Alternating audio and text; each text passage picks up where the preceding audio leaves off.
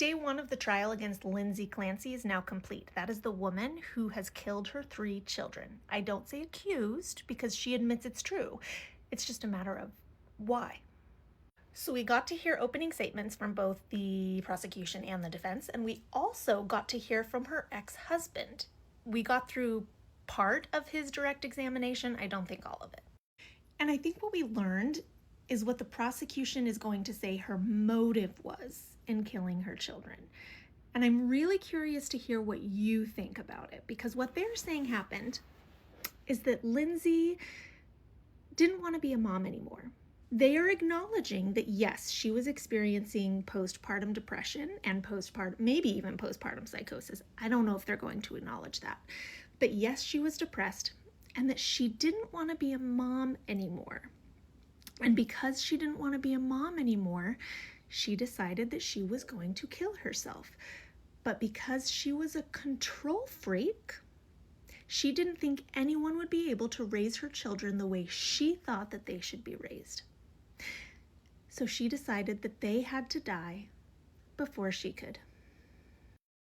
Now, while they had her ex-husband up on the stand, they had several what I think they thought were gotcha moments with him. And I just don't think they landed the way that they thought they did. So let me go through them with you. So first, they asked him if he was aware that when she had checked herself into the hospital, that she had taken selfies. And he said, no, I wasn't aware of that. So she admitted these selfies into evidence. And I think I was expecting a duck face pic, but it was just a picture of her wearing a mask in a hospital bed. It looked like a hospital pic. So what? She also asked about another time that she went into the hospital because she had gone 48 hours without sleeping at all. And she asked him if he was aware that when she was giving the doctors her list of medications she was on, if she had left out the fact that she had taken a weed gummy. And he said, I wasn't there, so I don't hear what she said to the doctor. So no, I wasn't aware. So I think the picture she's trying to paint is that Lindsay is lying and she's manipulative for not mentioning a weed gummy as part of her medications. It's not a medication. So speaking of medications, she then was going over Lindsay's medications with her ex-husband.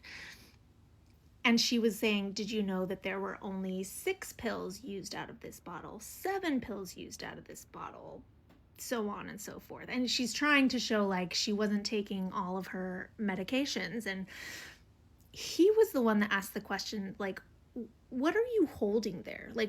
What pills are these? And she said, well, these are the pills that you handed to police officers from your home after the incident. And he said, okay, so these are what were left in the house afterward. And I think that's a really important context that he provided to the court, not her. During that exchange, the prosecutor asked him, or would it surprise you to learn that she was only ever prescribed 2 to 3 medications at any one given time? And he said, no, it wouldn't surprise me.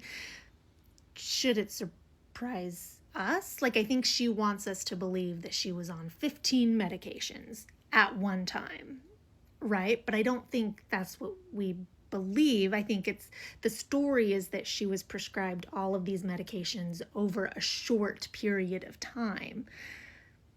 So I don't think that really landed the way she wanted it to. In another exchange, she said, did you know that she asked to be checked out of the hospital because she wanted to attend your daughter's birthday?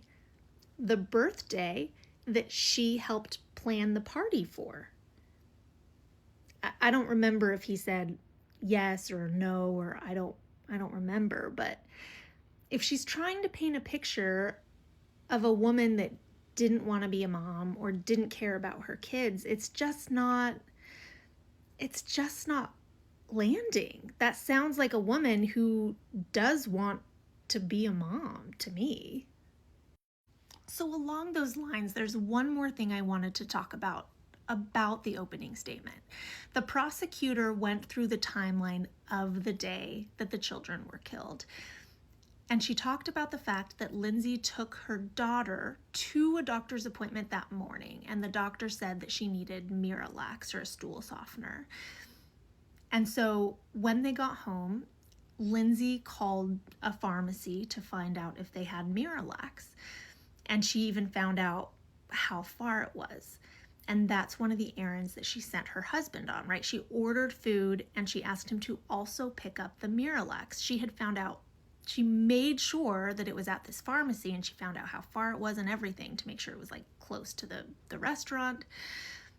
This actually sounds to me like her decision to kill her children was a spur of the moment decision, not a carefully laid out plan.